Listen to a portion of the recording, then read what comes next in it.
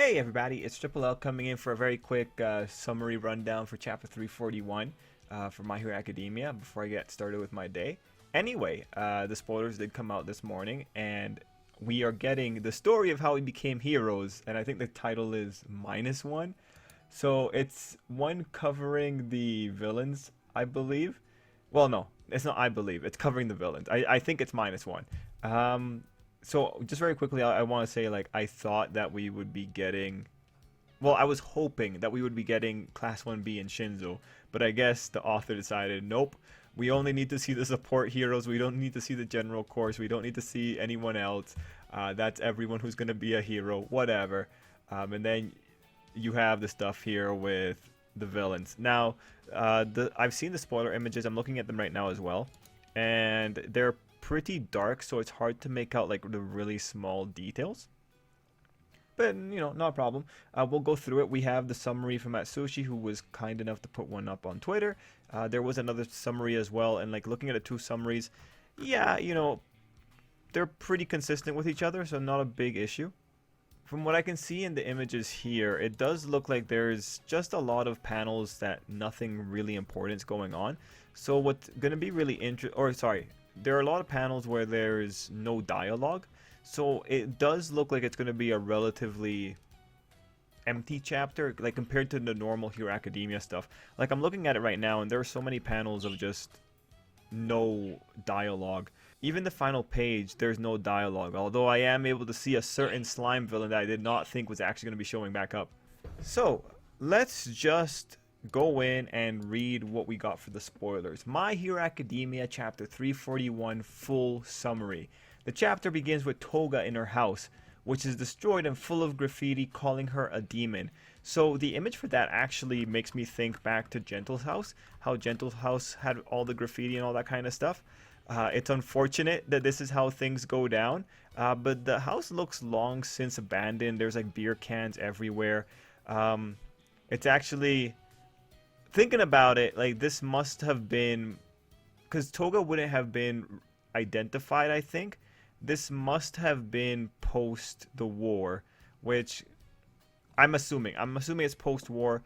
Actually, I don't know. Like, the house is so overrun. I'm actually not too sure. I wonder if Toga's identity was revealed early on to the public, like even before the story starts. It's kind of hard to tell here. One thing to also note is that Toga, she has red spider lilies in the cover page. She's the cover page character for this one. And the red spider lilies are like they're like the most used flower in anime, especially when you're talking about reincarnation.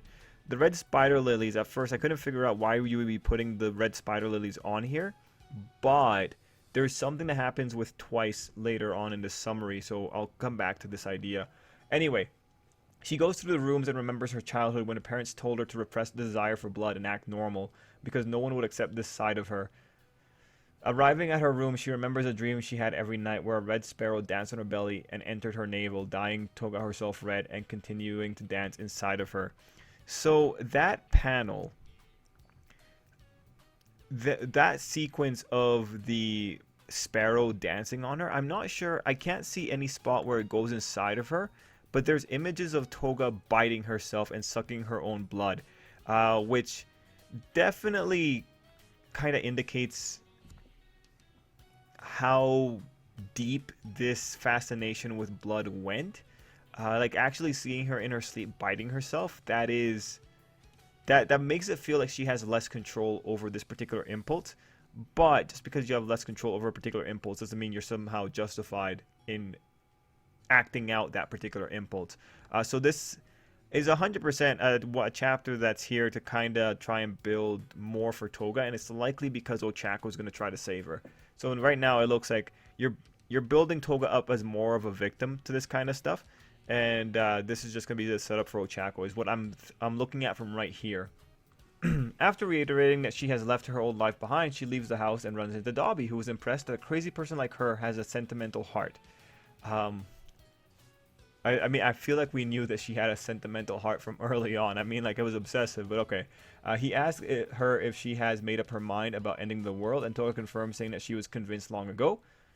Okay, Dobby says that tomorrow will inevitably come no matter if they laugh or cry. So the best thing to do is laugh. People live to laugh.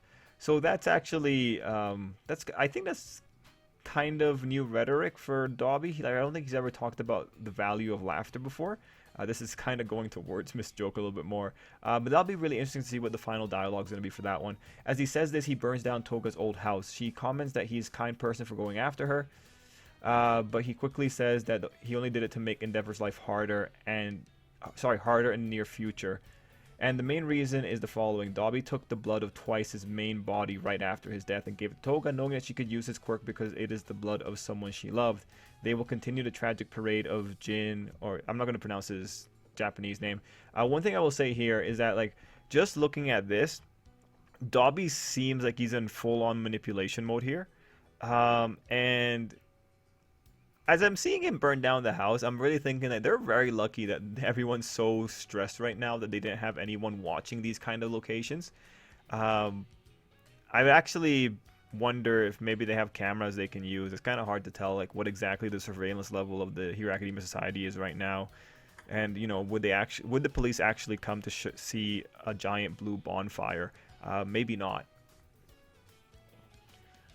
Regardless, the Dobby sequences, I'm interested in seeing it. One of the words that kind of has me curious is Toga pointing out that he's kind, and then Dobby quickly saying like, hey, no, I'm not. I just want to make Endeavor's life hard. It's interesting because like if the author kept just Toga saying kind and Dobby accepting it, you could definitely have a counter reveal later where it's like Dobby was actually a gigantic dick when the whole thing with Twice was going down. And you know, maybe you could have Hawks kind of bring up that footage or something.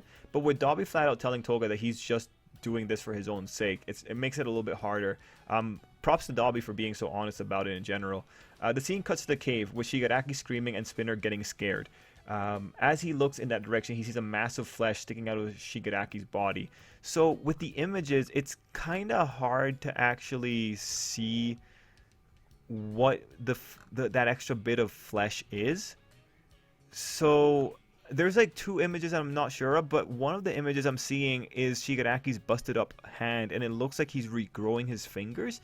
I don't know, like it's so unclear, it's so dirty. We kind of need to see even the fan translations or the fan scans. Oh, and I just completely forgot about the Toga thing. So Toga potentially bringing back Twice. Now this was actually something cool, like because when this happened back when Twice died, you know, the conversations that we were having in the videos that I do at least was, yo, if Toga can copy Twice, this is going to be a significant issue. I am kind of curious though about the measurement thing because Twice requires the measurements. I wonder if Toga has the skill to actually measure herself after she turns into Twice. Also, the blood of Twice, Toga should, like, the good thing is that Toga has a time limit.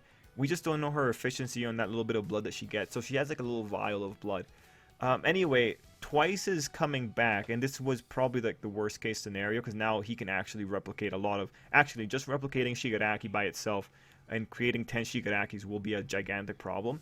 And for the heroes, we know that they don't know that Toga has this power because if the heroes knew, Hawks would have known, and if Hawks knew that Toga had this power, he would have gone after Toga immediately after going after Twice, or he would have at least noted that they need to get rid of Toga as well. So this is actually very exciting, and like the red spider lilies is important because this is essentially going to be Twice's reincarnation. If Toga goes in there and creates a copy of Twice, that's why probably the author put her and the red spider lilies together, given that those are the flowers of reincarnation and yes, the reincarnation cycle. Anyway, All For One tells him not to worry because this is his regeneration process working as it should. The next person to speak is Skeptic, telling Spinner that many people with mutation quirks already had problems with the heroes even before the collapse of society. Okay, this is gonna so we go back into the mutant stuff. This is actually gonna be really critical. The remnants of the Liberation Army begin to instigate these mutants, and now they revere Spinner. He is no longer a simple Stain cosplayer. He has now become the star that can guide these people toward the light. He is reluctant to take this position, but Skeptic hands him a black device and says that he will be the one to pull the trigger in Redestro's place. So that pulling of the trigger, I think that's pretty much bombs. And I'm pretty sure if you look at one of the, like way back when, one of the plans of the Liberation Front was to blow things up. So let me just go back to that old chapter just to show you. Okay, so like when I'm seeing this whole pull the trigger in Redestro's place, I go back and I look at chapter 258. They plan to attack all major cities at once throughout the nation. If you look at the major cities, there's a lot of explosions going off, and I see that trigger thing and I'm thinking like bombs. It's bombs. It's full on bombs. These guys have been going around planting bombs everywhere. It's fully just bombs everywhere. So when I'm seeing that kind of rhetoric, it's like, oh, it's gonna be rough if they actually pull that trigger. All for One then says that a single step of his will grant courage to many, and Shigaraki mutters, "Let's destroy," which makes Spinner decide that he will no longer think of his own will and will only act for the good of his leader. On the final page, we see several mutant villains gathered, including the slime one from the first chapter, and Spinner holding the device. All for One says that anyone can become a hero to someone else. So that's probably why it's like how the story of how we became heroes. Yeah, no, man, like, this is a terrorist. Like, this is 100% a terrorist. Now, just look, I am kind of curious about, like, the proper wording for this one, especially for this second part, but seeing the pictures of this device, it does seem like this is pointing to what 258 initially had about attacking all major cities at once, and Skeptic has the means to actually be able to set this up. Now, the thing here is that we know that ultimately the heroes are going to win, because this is a story of people with their backs against the wall doing their best.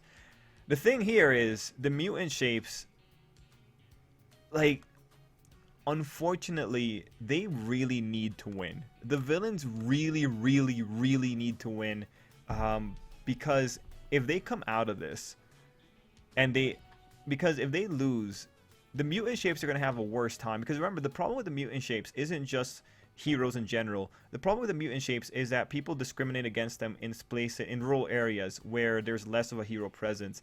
So the casual discrimination is significantly higher in the rural areas.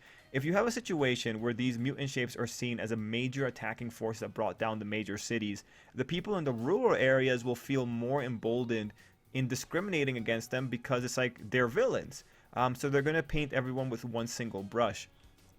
So that's why for the mutant shapes, they really need to win here. But like, this is all so short-sighted that we'll have to see. Now, the thing on the other side is that Shoji still has a plot line that's going to be talked about.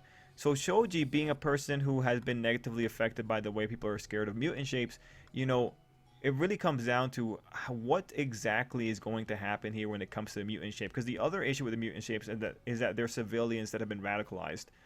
So, I think, really, the mutant shapes are probably the ones coming into this, and they probably are going to have the worst time in any situation. Because, again, if the heroes win, the heroes have to do such PR, or a cover-up, to hide the fact that there were so many mutant shapes involved. But that's ultimately Chapter 341, the story of how Spinner became a terrorist leader, and the story of how Toga went to her house and made peace with the fact that she's not who she was when she was a child. Yeah, we'll have to see what ends up happening in the final chapter, and yeah, we'll be talking about we'll be talking about the spoilers tonight on the live stream for anyone that knows the timings. So feel free to stop by if you have anything you want to add, and yeah, that's probably it for me. Till next time, everyone. I hope you have an absolutely great day.